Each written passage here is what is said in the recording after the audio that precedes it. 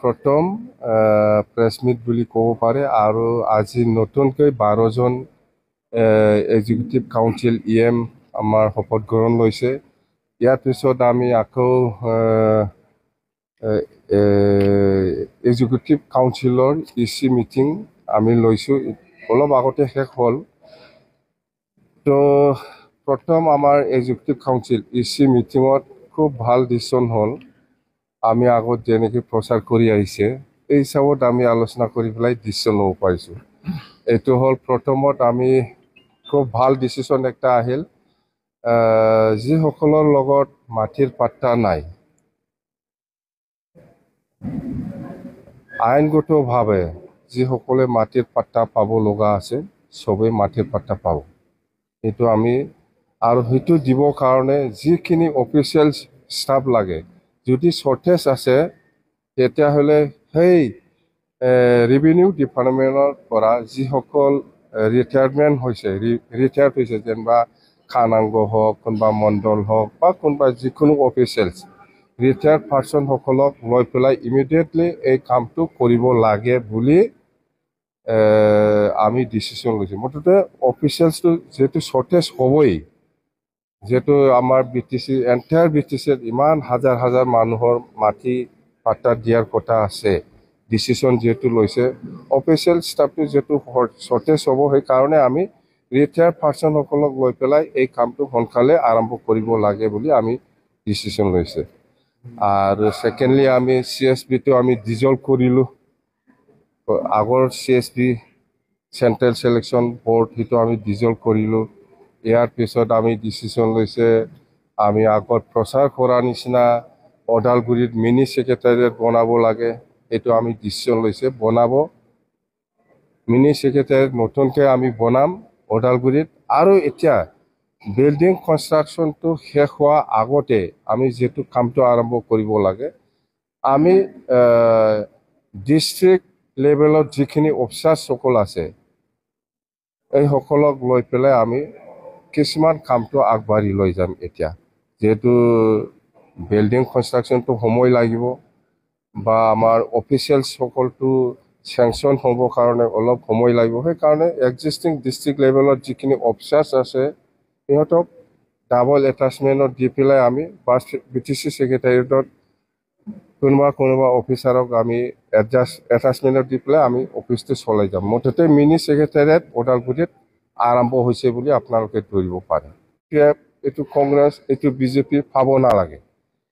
UPFL supporter হিচাপে এজন মানুহে 3টা 4টা এনেকুৱা ঘৰ বনাই লয়, এইটোতো বিৰাট বেআইনী। এইটো কিবা একটা আইনী ব্যৱস্থা হ'ব, চাই ল'ম আমি।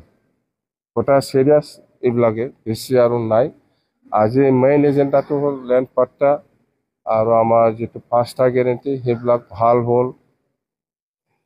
CSB এইটো ডিজলভ হৈ গ'ল আৰু আমাৰ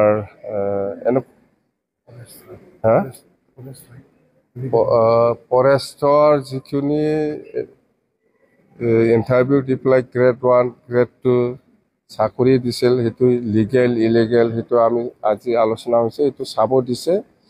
যদি ইলিগেল হয় সেইটো কেঞ্চেল হ'ব, যদি লিগেল হয় পাই যাব। আৰু আমি জানাত BCDC ছেক্ৰেটাৰী হিচাপে যিটো নিযুক্তি দিছিলে সেইটোতো আমি জানাত ইলিগেল। যেন হওক আমি আইনগতভাৱে আমাৰ ল অফিচাৰ আছে ইহঁতক চাব দিছোঁ।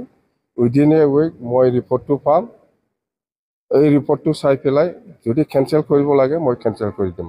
আৰু যিমান ডিপাৰ্টমেণ্টেল 40টা ডিপাৰ্টমেণ্টত যিমান টেণ্ডাৰ হৈছে টেণ্ডাৰ হৈ পেলাই ৱাৰ্ক অৰ্ডাৰ দিছে বা কাম কৰা নাই, ৱাৰ্ক অৰ্ডাৰ যদিও দিছে কাম কৰা নাই, বা টেণ্ডাৰ হৈছে ৱাৰ্ক অৰ্ডাৰ হোৱা নাই, এইবিলাক গোটেইটো অল ডিপাৰ্টমেণ্ট কেঞ্চেল আমি আজি ডিচিশ্যন লৈছে। মুঠতে গোটেই ডিপাৰ্টমেণ্ট 40টা ডিপাৰ্টমেণ্টত যিখিনি টেণ্ডাৰ কৰিছিলে লিগেল হওক ইলিগেল হওক এইটো কেঞ্চেল হ'ব। স্পষ্ট কথা, কেঞ্চেল হ'ব মানে আমি ডিচিশ্যনেই ল'লে কেঞ্চেল 40টা ডিপাৰ্টমেণ্টত।